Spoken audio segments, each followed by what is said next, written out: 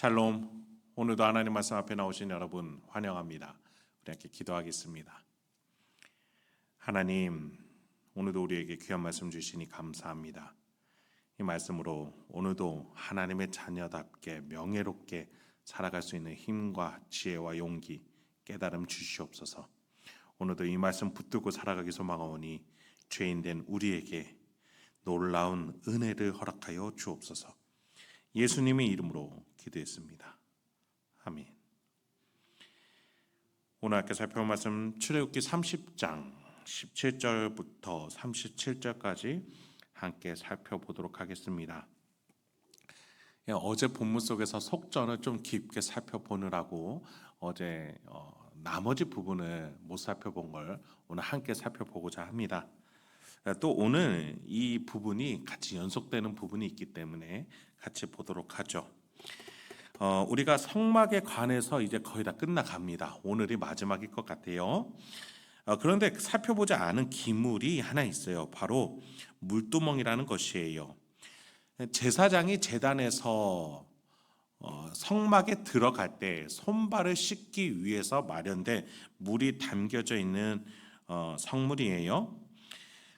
제단에서 불을 가지고 분향단으로 가기 위해 제사장이 꼭 거쳐가야 하는 곳입니다. 19절부터 먼저 보시죠. 아론과 그의 아들들이 그 두멍에서 수족을 씻을 때 그들이 회막에 들어갈 때에 물로 씻어 죽기를 면할 것이요 제단에 가까이 가서 그 직분을 행하여 여호와 앞에 화제를 사를 때에도 그리할지니라. 우리가 조금 상상해 볼까요? 제사장이 제단에서 동물의 피와 기름, 타고 남은 채, 또 모래와 흙, 먼지로 범벅이 되어 있을 거예요. 제단은 죄를 해결하는 곳이에요. 죄는 나이스하지 않죠. 정중하지 않습니다. 더럽고 치사하고 뻔뻔하며 모욕적입니다.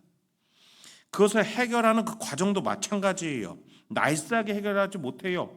범벅입니다. 그 속에서 영혼의 사투를 벌이는 곳이에요. 예수가 그렇게 그곳에서 그 희생을 하시면서 이 땅 가운데 임하셔서 사역을 하셨죠. 자, 제사장들 또한 마찬가지입니다. 예수님이 십자가에서 이 제사물이 됐을 때처럼 제사장들도 그 제사물을 다루면서 범벅이 될 수밖에 없었어요. 그런데 하나님께서는 성막에 이 제사장들이 그 후에 들어올 때에 깨끗하게 할 것을 요구하세요. 예수님은 이 땅에 오셨어도, 죄 구덩이에 오셨어도 깨끗함을 유지할 수 있는 완벽한 신이자 완벽한 인간이었지만 예수를 표징하는 인간은 그럴 수 없기 때문이에요. 죄 범벅, 피 범벅, 기름 범벅, 먼지 범벅인 인간이 깨끗함을 유지할 수가 없어요. 그래서 어떻게 해요? 물두멍이란 또 하나의 과정을 마련해 주신 거예요. 자, 제단에서 피운 불을 가지고 들어가기 전에 손과 발을 씻습니다. 그리고 나서 그 불을 가지고 성막 안으로 들어갑니다. 그리고 그곳에서 그 불을 분향단에다가 넣고 그 위에 피울 향에 대해서도 하나님은 이렇게 주문하세요. 34절부터 보시죠. 여호와께서 모세에게 이르시되 너는 소함향과 나감향과 풍자향의 향품을 가져다가 그 향품을 유향에 섞되 각기 같은 분량으로 하고 그것으로 향을 만들되 향 만드는 법대로 만들고 그것에 소금을 쳐서 성결하게 하고 그 향 얼마를 곱게 찌어 내가 너와 만나 회막 안 증거계 앞에 두라. 이 향은 너희에게 지극히 거룩하니라. 제사장이 이 향품을 가지고 성막 안에 들어왔어요. 그리고 그것을 하나님의 임재가 있는 지성소 바로 앞에 놓여져 있는 분향단에 그것을 놓게 됩니다. 여기에서 향을 피우는 거예요. 여러분, 향은 뭐라고 했어요? 기도라고 말씀을 드렸어요. 여러분, 이 지성소가 커튼으로 가려져 있어요. 물리적으로, 시각적으로 분리가 되어 있죠. 그런데 이 향은 어떻게 되겠어요?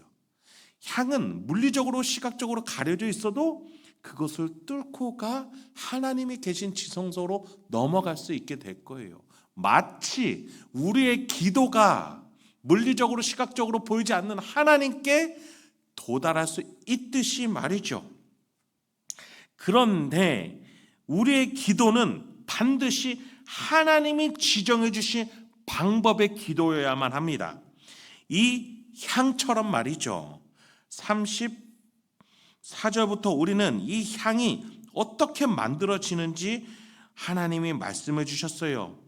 이것은 하나님이 정해주신 방법이에요. 이 향은 그래서 거룩한 향이 되듯이 우리 기도 또한 거룩한 기도서 하나님께 도달하려면 하나님이 만드신 대로 해야 돼요. 37절부터 보시죠. 네가 여호와를 위하여 만들 향은 거룩한 것이니 너희를 위하여는 그 방법대로 만들지 말라. 냄새를 맡으려고 이 같은 것을 만드는 모든 자는 그 백성 중에서 끊어지리라. 하나님께 거룩하게 올릴 그 기도가 하나님의 방법이 아니라 다른 방법대로 하려고 했을 때 그 사람은 하나님의 구원에 오르지 못하게 되는 거예요. 하나님께 나아가기 위해서는 하나님께 올라갈 만한 향은 하나님의 방법이어야 합니다.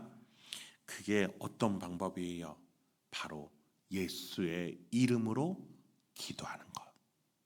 우리의 기도로는, 우리의 노력으로는, 우리의 휘황찬란한 미사역으로는 신에게 흡족할 만한 기도를 올려드릴 수가 없어요. 오로지 하나님이 정해주신 방법, 어떠한 단어든 어떠한 언어든 어떠한 것이든 상관없어요. 다만 어떠한 믿음에 해야만 해요. 그 근거가 뭐예요? 예수의 이름이라는 거예요. 예수의 이름을 보증 삼아서 우리는 기도를 드려야 되는 거예요. 예수님의 내 속죄를 이루셨고 예수의 영이 내 안에 임재해 계시기 때문에 내가 하는 것이 아니라 예수와 연합되어서 예수의 마음으로 예수의 제자로서 예수와 한 몸 된 지체로서 하는 기도임을 믿으면서 내가 하나님께 드렸을 때 그 기도가 상달될 수 있다는 것이죠. 반면에 예수의 이름이 아닌 것은 하나님께서 그 백성 중에서 끊어지리라 얘기하셨어요. 예수님도 이렇게 하나님을 제외한 일에 대해서 이렇게 말씀하셨어요. 예수님이 말씀하십니다. 마태복음 12장이에요. 그러므로 내가 너희에게 이르노니 사람에 대한 모든 죄와 모독은 사하심을 얻되 성령을 모독하는 것은 사하심을 얻지 못하겠고 또 누구든지 말로 인자를 거역하며 사하심을 얻되 누구든지 말로 성령을 거역하며 이 세상과 오는 세상에서도 사하심을 얻지 못하리라.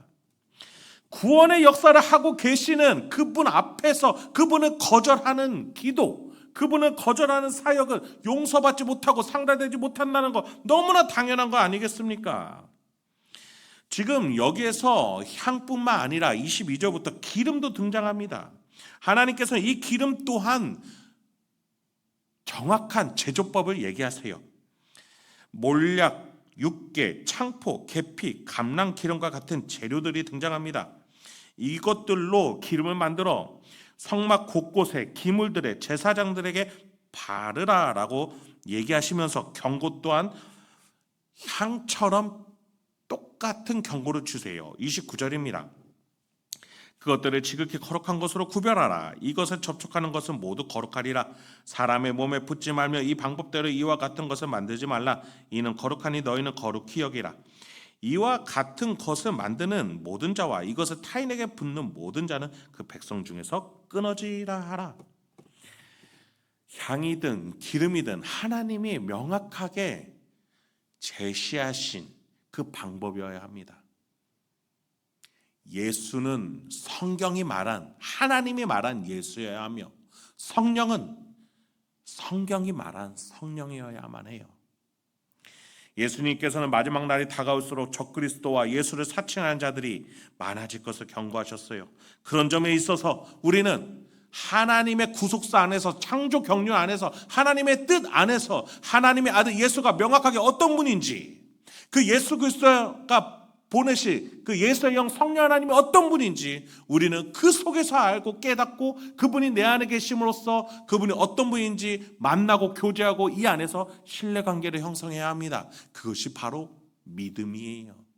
그것이 또 그분이 하신 일이 나를 거룩하게 하는 것입니다. 그런데 마지막 날이 다가올수록 많은 이들이 자신이 구원자라고, 자신이 거룩한 영이라고 사칭을 합니다. 그리고 많은 자들이 그 소리에 속아 넘어갑니다. 물론 교회가, 목사가 제대로 가르쳐야 되는 건 맞습니다. 그런데 우리는 분명히 구분해야 돼요. 그 책임의 소재가 그들에게도 있음을 하나님은 반드시 물으실 겁니다.